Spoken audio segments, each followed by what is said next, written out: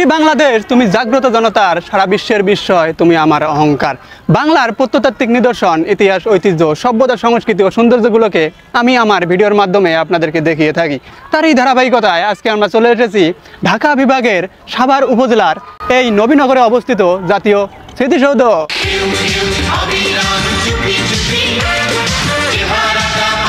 আসুন তাহলে এই জাতীয় স্মৃতিসৌধ আপনাদেরকে দেখানোর পাশাপাশি এই জাতীয় স্মৃতিসৌধ সম্পর্কে কিছু প্রয়োজনীয় তথ্য জেনে নেওয়া যাক।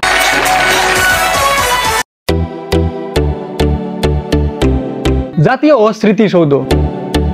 জাতীয় স্মৃতিসৌধ বাংলাদেশের স্বাধীনতা যুদ্ধে নিহত মুক্তিযোদ্ধা ও নিহত বেসামরিক বাঙালি ও অবাঙালিদের স্মৃতির উদ্দেশ্যে নিবেদিত একটি স্মারক স্থাপনা। এটি ঢাকার সাভারে অবস্থিত।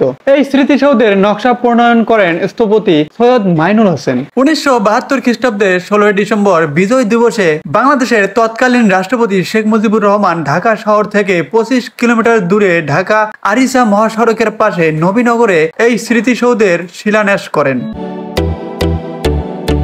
1978 খ্রিস্টাব্দে রাষ্ট্রপতি জিয়াউর রহমান স্মৃতিসৌধটি নির্মাণের উদ্যোগ গ্রহণ করেন এবং নকশা আহ্বান করা হয়। 1978-এর জুন মাসে প্রাপ্ত 57টি নকশার মধ্যে সৈয়দ মাইনুল হোসেন প্রণীত নকশাটি গৃহীত হয়। 1969 খ্রিস্টাব্দে মূল স্মৃতিসৌধের নির্মাণ কাজ শুরু হয় এবং 1982 খ্রিস্টাব্দে বিজয় দিবসের অল্প পূর্বে সমাপ্ত হয়।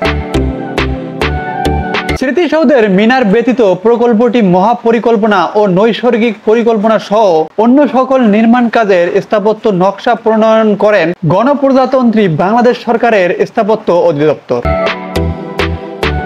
নির্মাণ কাজের পুরাবর্তন হয় 1972 খ্রিস্টাব্দের জুলাই মাসে, শেষ হয় 1988 খ্রিস্টাব্দে।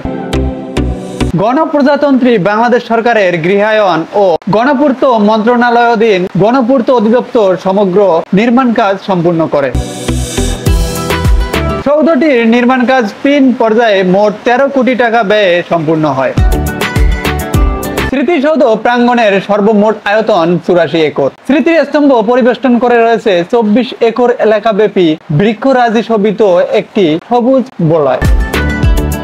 স্মৃতিসৌধটির উচ্চতা 150 ফুট। সৌধটি 7 জোড়া ত্রিভুজাকৃতির দেয়াল নিয়ে গঠিত। দেয়ালগুলো ছোট থেকে ক্রমশ বড় ক্রমে সাজানো হয়েছে। এই 7 জোড়া দেয়াল বাংলাদেশের স্বাধীনতা আন্দোলনের 7টি ধারাবাহিক পর্যায়কে নির্দেশ করে।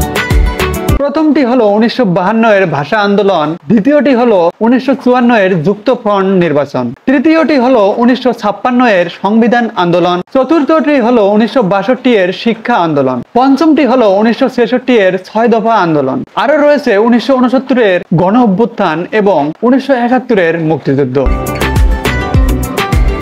এই 7টি ঘটনাকে স্বাধীনতা আন্দোলনের পরিক্রমা হিসাবে বিবেচনা করে সৌধটি নির্মিত হয়েছে।